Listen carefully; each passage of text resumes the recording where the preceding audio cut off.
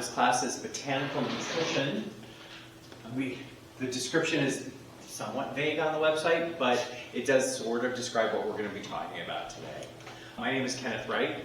I hold a Master's of Science, and I also am a Master Herbalist and an author. I have written 3 books. The first book I ever wrote was a 10-year journey to take our house here in the city of Columbus, just on the west side, and turn it into a homestead. Chickens, bees, growing food, producing. We tried, the goal was to produce 80% of our food for at least 6 months of the year. We did achieve that. We're slightly less now, but I'm trying to ramp that up a little bit because now I have more space to grow. But we're turning our home back into much more of a pleasure garden. And we also have now a property that we can experiment with, and I can do a lot of content. If you follow us at all on the website, or you follow us on Instagram or anything like that, Facebook, YouTube, whatever it is, you will see the evolution of that garden and the stuff that we're doing this year. I have about 2 decades of experience in herbal medicine and herbal studies. I'm super passionate about the benefits of natural living, as witnessed by my book, Solutions for Natural Living. That's what this discussion is based on today. And natural healing. I think that one of the struggles that we have as humans is we have separated ourselves significantly from the natural world. We live in a we don't think that we're a part of it. And by doing so, and by separating us from it, we lose touch with the things that help heal us and make us whole. One of the biggest things that we talk about are plants. And today we're going to be talking about that in terms of how you get your nutrients. Legal stuff. So the information provided about herbs and their uses is intended for general knowledge and education purposes. It is not meant to diagnose, treat, cure, or prevent any disease or medical conditions.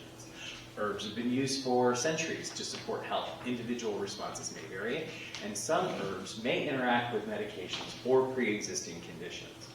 Before you begin any herbal regimen or make significant changes in your health routine, it's strongly recommended that you consult a medical professional, a healthcare provider, such as, not definitely, but such as a licensed medical doctor, a naturopath, or a registered dietitian. I am not any of those. I do hold a Master's of Science. I am a Master Herbalist, but I am not a nutritionist. I can give you a lot of information here, and I don't think everybody has to be a nutritionist. If you want to do that as your career, great. But as a human, you should understand nutrition at least a base level. And so we're going to kind of go through that education. If you are not aware of that and you are not educated on it, you will be after you attend this class. All right. So the content should not be used as a substitute for professional medical advice, diagnosis, or treatment. One of the things is I'm an educated Master Herbalist in the Commonwealth. So the Commonwealth is the UK, Canada, and about 16 different nations around the world. The place that it is not is the United States of America. For whatever purposes and whatever reasons, the AMA and other governing bodies do not support herbalism as a profession. Take that what you will. So I cannot be licensed in this country, but I am licensed at 16 different locations across the globe. All right. So we're going to dive right into it, talking about nutritional needs. And there's a quote from a physician. You may like him, you may not like him. I have my own moments with him. Dr. Mark Hyman. I don't know if you know who that is. He is a functional medicine doctor. He's delved into the political side of things recently, and I'm not super happy about that, but you know, everybody can do whatever they'd like. But he did say this: in the absence of deficiency, no supplements are necessary or effective. Your body understands what it needs as far as nutrients are concerned. If you are getting an adequate amount, great. If you are getting over an amount, your body says, oh look, I have extra. Get rid of it. It doesn't store it. Your body takes it, utilizes it, and discards it. Cellular biology, cellular nutrition, cellular function is based on the nutrients that you are taking into your body. But if you have an overabundance of it, you usually will urinate it out, or you will poop it out. We'll talk a little bit about that in terms of supplement later. But the trick is understanding what those needs are. Your nutritional needs are different from Andrea, right? And your nutritional needs are different from Jacqueline. And my nutritional needs are different. Now, we are humans. There is a bell curve when it comes to nutrients, and that is called the recommended daily value of nutrients. I do not believe that that is the end-all be-all. I do not believe that one size fits all in terms of nutrition. There are a lot of factors that dictate what my body needs, what your body needs, and also what you are able to take in and what you're synthesizing. Some of those things are your biological gender. Didn't say gender. Didn't say gender expression. Your biological gender. Biological men and biological women operate on a different cellular level, certainly. And we also, based on our activity and our body types and structures, have different nutritional needs. Medical conditions. There are certain diseases, conditions, chronic, autoimmune medicines, medications that you're taking, can impact your body's ability to absorb and synthesize nutrients. I hate these two words. Oh, I hate this word, lifestyle and activity. Lifestyle, is it sedentary? Is it active? Lifestyle bloggers will think, like Prada is a lifestyle. It isn't. It's a cute brand, great bags. But it is not a lifestyle. Lifestyle is, are you an active person? Do you exercise regularly? Are you an outdoorsy person? That's what I'm talking about as far as a lifestyle is concerned. Do you sit in front of the television all day? I am not that person. And biological, gender, medical conditions, medications that you're taking impact something called bioavailability, meaning your body's ability to absorb and to process nutrients. So these are some words that you should be very familiar with. And then conditions for nutrient absorption. I talk about that meaning the condition of your gut, the condition of your bloodstream, the condition of your cardiovascular system. Those are important because the way that you take in nutrients, you also take in nutrients from the air that you breathe. Your cells take in oxygen and other nutrients, and that is transferred through the respiration process as well as the digestive process. So, many of us are lacking proper nutrition. Many of us, I would say. A vast majority of people, particularly in this country, are lacking in nutrition. They may not be deficient, but they are lacking. And a lot of people sit on the precipice of being deficient of nutrients. Knowledge and culture. So I am an American. I love being an American, but I have moments where I'm just exasperated by being an American. We are bombarded with a lot of information, but we have very little knowledge. Social media, it's a great thing, but it's also a nightmare. You get a lot of information, but you're not getting knowledge. So there's many, many people who do not understand the things that we just talked about. One, what is proper nutrition? B, how do you get it? C, why it's important. Our culture dictates that everything's fast, that it's instant, that it's you're getting your food from a drive-through window or an Uber driver. Of course, I did order food last night, but I did because we were so busy. And I was craving something, and we'll talk about it here in a minute about avoiding certain things, but not killing every little moment of joy in your life. If you want a pizza, get a pizza. If you would love a hamburger, get a hamburger. Just don't eat that every single day for every single meal. If you like King Dongs, I think they're still called, are they Ding Dongs or King Dongs? If you like one of those, have one. I give you permission. But don't eat a box every day. So, diet, a word I love. I can't stand it. What you eat, what you're consuming, it's that word, but I don't like it. And there's the Mediterranean one, and there's Atkins, and there's all of these other things. I can't stand it. They're all shortcuts, and we were discussing shortcuts. I'm going to dip my toe into this. the GLP-1 debate. People are sticking themselves with these insulin and blood sugar aggravators, is what they're called. That's what GLP-1s are. You can get them with your food, and that's how they're derived anyway. But we were discussing that earlier. People are just running to get these things, regardless of the fact that they look like gaunt skeletons. Their teeth are falling out and their hair is falling out. And they're happy to do it, but yet they were afraid of using a vaccine a couple years ago. They're like, oh, I don't know what's in it. And I'm like, okay. So what you eat is important. And it's one of the reasons why we lack nutrients. Lifestyle.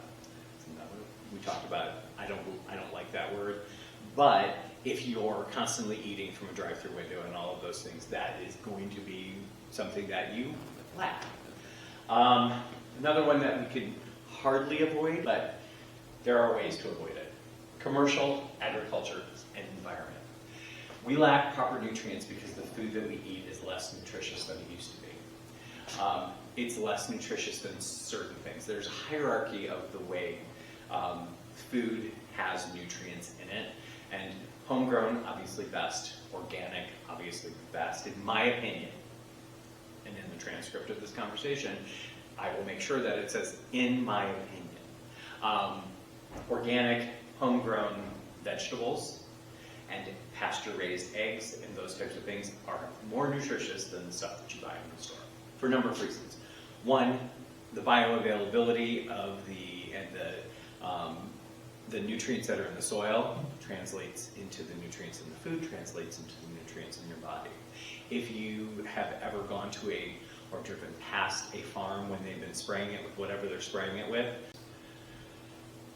glyphosates, whatever it ends up being, you're tacking down the nutrients that are in the food to start. The soil itself is dying. Our topsoil is dying, but the commercialized farming, the soil itself is so bereft of nutrients that whatever they spray on it sort of gets sucked up into the plants. But since it's synthesized, it's usually petrochemicals. I'm not sure exactly how much of it's getting in there, but it's certainly not staying in the soil to be available for the next year's crop or the next rotation. Our environment, pollution. Again, we spray everything with different chemicals. Our body is bombarded with toxins just because of the environment that we live in. There's not a whole lot we can do for some of those things. There's things we can do to mitigate it. And the evil that we talk about, it's sort of evil, but it's not really evil, is ultra-processed foods. We're going to go into it a little bit, but we're not going to do a deep dive into ultra-processed foods. That is something that I would hope that, if you're not fully aware of it, that you get fully aware of this, which is a classification of food.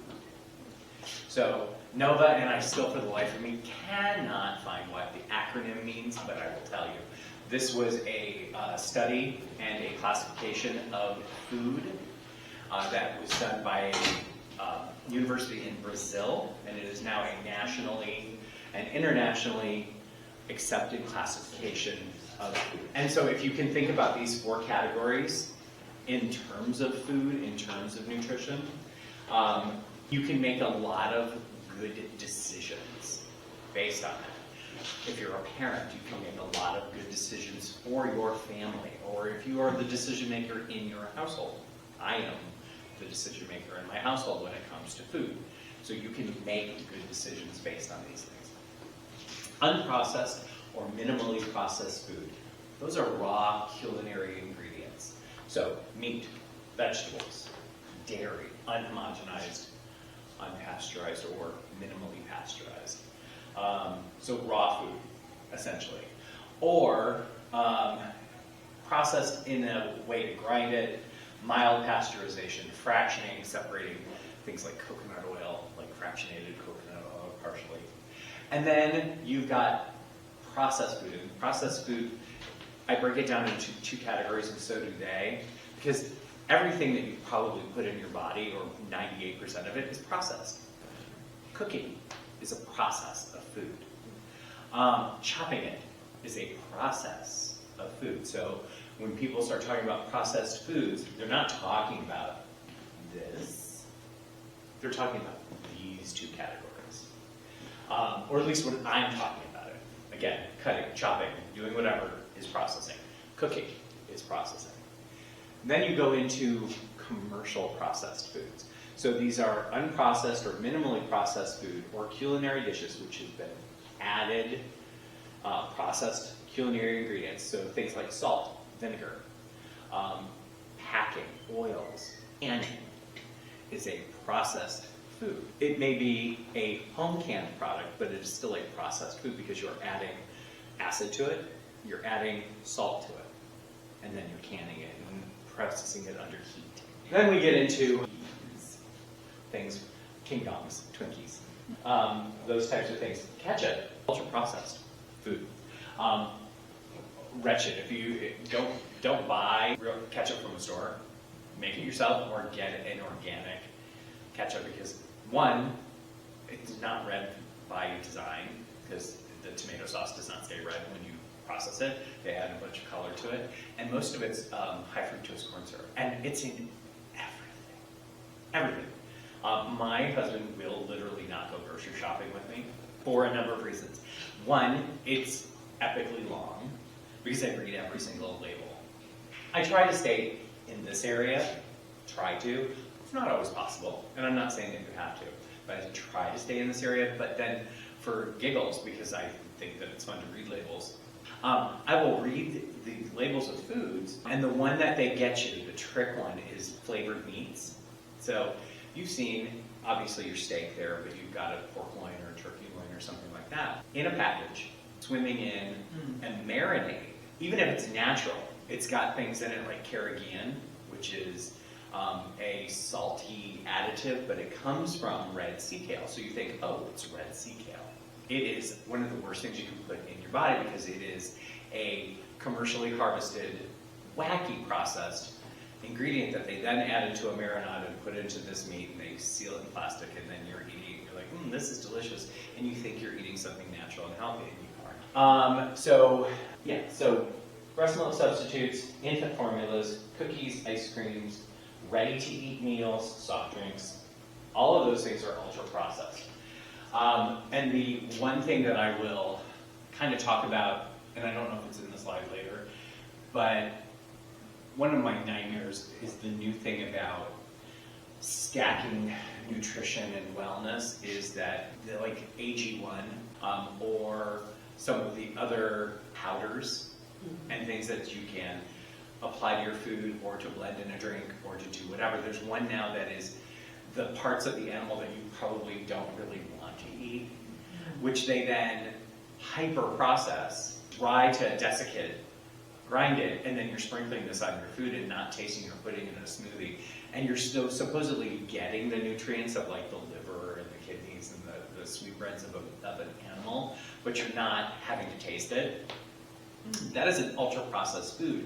And there are people who are wellness influencers who are peddling an ultra-processed food out of one side of the mouth and yet complaining about ultra-processed food out of the other. So a Twinkie, we all know that that's an ultra-processed food. But these powders and these other nutrients and these drinks and all of the other stuff that you can now take for wellness are also ultra-processed. I don't think you're getting what you want out of it. If you're going to make the commitment to eat something that you want, I can't really get my husband to eat liver. I will eat liver. I don't mind it. I like it. Not everybody does. And some people are vegetarian and some people are vegan, and all of that's valid. But for me, if I want a well-balanced, broad thing, because I am an omnivore, I'm going to eat it. And I also know where my food comes from, so I know what I'm eating. And I think that's also part of that separation from the natural world. If all it is a desiccated powder that you can't tell what it is, do you know what it is? Do you know where it came from? Do you know why it's important? Do you honor the animal that it came from? No.